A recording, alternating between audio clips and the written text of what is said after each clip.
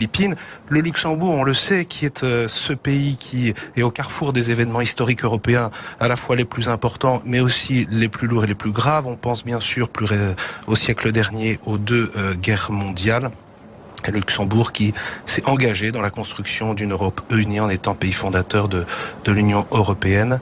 Le pape a encouragé évidemment cette attitude qui consiste pour ces petits pays européens de pouvoir créer des ponts, créer des liens, en rappelant aussi dans ce pays très riche que pour qu'un État joue un rôle important sur la scène internationale, pour qu'il devienne un centre économique et financier névralgique, eh bien, il ne s'agit pas de mesurer la taille de son territoire ou bien du nombre de ses habitants, mais de construire patiemment des institutions et des lois qui mettent la personne et le bien commun au centre, en prévoyant et contrant les dangers de la discrimination et de l'exclusion. Évidemment, il a fait mention de ce continent européen qui aujourd'hui voit ressurgir des tensions.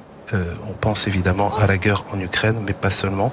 Le pape qui a indiqué aussi combien il était attaché à 2 points de la doctrine sociale de l'Église: la sauvegarde de la création et la fraternité. Voilà pour les grands éléments de discours du pape François, avec ses rencontres à la fois au palais grand-ducal, puis cette expression devant la société luxembourgeoise, et ensuite la rencontre avec la communauté catholique. Mais il y a ce programme officiel, et puis il y a eu aussi des à côté, même si la journée finalement a été très dense. Le pape François a trouvé le moyen d'autres rencontres. Oui, comme il le trouve toujours. Le pape avait prévu de déjeuner chez le cardinal Jean-Claude Ulrich en petit comité. On sait que en début d'après-midi, il a rencontré une cinquantaine de personnes, parmi lesquelles se trouvait notamment la famille de Claudia Maret, cette femme belgo-luxembourgeoise qui vivait à Liège, qui avait été sauvagement assassinée dans la rue en Allemagne en juillet 2023, et son mari Christophe, sa fille Clara et Francis Maret, le frère de Claudia, ont pu échanger un peu et discuter avec le pape quelques minutes au sein de ce groupe qu'il a reçu dans la journée. Voilà un des épisodes de son programme non officiel. Et évidemment, c'est marquant. Il a même aussi pris le temps d'un café. On a vu circuler des vidéos et des photos.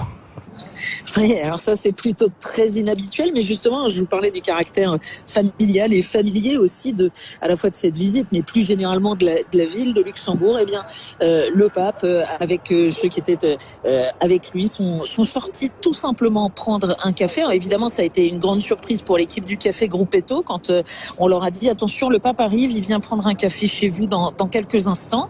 Et alors c'est un café en plus qui était assez connu, notamment parce que on y trouve beaucoup de souvenirs des victoires cyclistes. Vous savez peut-être, on a parlé beaucoup de la petite taille géographique du Luxembourg, mais c'est un grand pays de vélo, le Luxembourg. Et donc, dans ce café Gruppetto, eh bien, le pape est venu se faire servir un café par un jeune serveur, Jasmin. Et alors, c'est très, très emblématique. Signe de la sécularisation du Luxembourg. Ce jeune homme était très ému, très heureux d'avoir rencontré le pape.